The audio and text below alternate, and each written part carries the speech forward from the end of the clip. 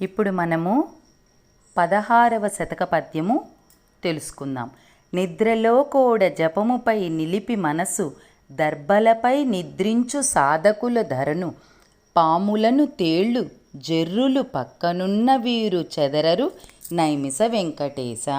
ఆ స్థల ప్రభావము ఎటువంటిదంటే ఆ నైమిసారణ్యంలో యోగ సాధకులు మునులు నిద్రలో కూడా జపం చేస్తూ నేల మీద దర్భలు పరుచుకొని నిద్రపోతారు.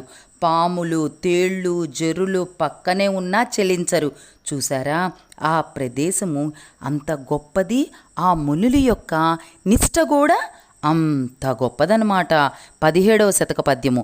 తపము చెరుపగా వచ్చిన తరుణిరంబ తపము చేయగ పూను నీ స్థలమునందు వికృతి మదియగు నీ ప్రకృతి ఎందు పిడుగు పువ్వౌను నైమిస వెంకటేశ. ఋషులు తపస్సు చెడగొట్టాలని ఇక్కడకు రంభ వచ్చిన మనసు మారి తను కూడా తపస్సు చేయటానికి పూనుకుంటుంది. అంత గొప్ప ప్రదేశము ఈ నైమిసారణ్యము.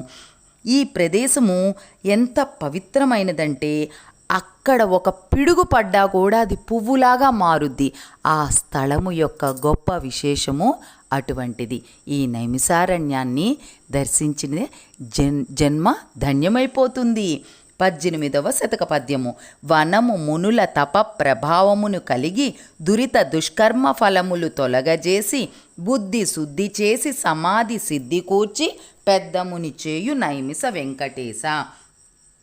పవిత్రమైన ఈ నైమిసవనము ఇక్కడ మనం ఎప్పుడో చెప్పుకుంటున్నాం. 88,000 మంది ఋషులు తపస్సు చేసినది. ఇప్పటికీ 1,000 మంది తపస్సు యోగ మంత్ర ధ్యాన సాధనాలు చేస్తున్నారు. వారి ప్రభావం వల్ల ఇక్కడికి వచ్చిన వారి యొక్క ప్రారబ్ధం తొలగి మనస్సు బుద్ధి అంతా శుద్ధి చేసి సిద్ధితే గొప్ప మునిని చేస్తుంది. చూసారా, సిద్ధితో గొప్ప మునిని చేస్తుంది. మనము ఇంట్లో దేవుడి దగ్గర కూర్చోగానే మనకి ఏకాగ్రత నిలబడదు. అన్య విషయాల మీద మనకు ఆలోచనలు ఎన్నో గుర్తొస్తాయి. కానీ నైమిసారణ్యానికి వెళ్ళిన ఏ మనిషి అయినా ఆ ప్రదేశములో కాలు పెట్టి అక్కడ ఓం నమో నారాయణాయ, ఓం నమో నైమిస వెంకటేశాయ, ఓం శ్రీ లలితా పరమేశ్వరి శ్రీమాత్రే నమః అనుకుంటూ ఉంటేనంట మన మనస్సు ఎటువంటి చెడు ఆలోచనలు లేకుండా బుద్ధి శుద్ధి మనసు శుద్ధి ఆత్మశుద్ధి కలిగి ఆ మనిషి ఎంతో పవిత్రుడవుతాడు. అంత గొప్ప ప్రదేశము మన ఈ నైమిసారణ్యము. పిట్టలరవవు చెట్టుపై పిడుగు పడదు పట్టు దొరుకును మనసు గుట్టు తెలియు గట్టు నెక్కిచ్చువాడు నీ చుట్టూ తిరుగు వేణు ఊదుచు నైమిస వెంకటేశ.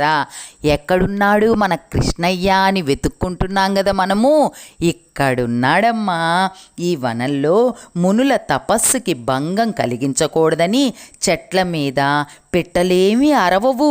ఈ ప్రశాంత వాతావరణంలో మనసు నిగ్రహం కలుగుతుంది.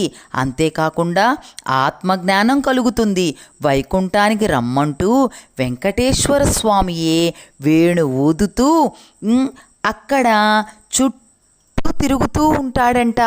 అక్కడ ఏ చెట్టైనా ప్రతి చెట్లో భగవంతుడున్నాడు, ప్రతి స్థలంలో భగవంతుడున్నాడు, గాలిలో భగవంతుడున్నాడు, భూమి మీద భగవంతుడున్నాడు. అక్కడ వాతావరణం మొత్తము భగవంతుడు నిమిడీకృతమై ఉన్నాడు. అంటే ఏమిటి? భగవంతుడు అక్కడ కొలువై కూర్చుని ఉన్నాడు. ఓం నమో నైమిస వెంకటేశాయ నమః అనుకున్న భక్తులను వెంటనే స్వామివారు నా బిడ్డలొచ్చారు, ఇక్కడికి నైమిసారణ్యానికి వచ్చారు, వారు ఈ సంసారములో మునిగిపోకుండా నేను కాపాడతానని కృష్ణుళ్లాగా వేణువు ఊదుతూ వేణువుకి మనము పరవశమైపోయి స్వామి యొక్క మనస్సుని మనము హృదయములో నిలుపుకొని ఓం నమో నైమిస వెంకటేశాయ అనుకునే భక్తిని భగవంతుడు మనకి ప్రసాదిస్తాడు ఆ నైమిసారణ్యములో. 20వ శతక పద్యము. ధరణి కిచట పాదస్పర్శ తగులకుండా సముచితముగా వృక్షాసములు వైచి మునులు తపము సలిపినట్లు కనుబడినవే వివిధ తరవులు నైమిస వెంకటేశ. ఈ పవిత్ర భూమిపై పాదాలు మోపితే పాపము అని మునులు ఋషులు వృక్షాసనములు వేసినట్లుగా నాకు ఆ చెట్లన్నీ కనపడుతున్నాయి అని మన కవిగారు ఏమని చెప్తున్నారో తెలుసా? అక్కడికంట ఋషులు మునులు అక్కడ తపస్సు చేసుకోవడానికి వెళ్ళారని మనం తెలుసుకున్నాం కదా.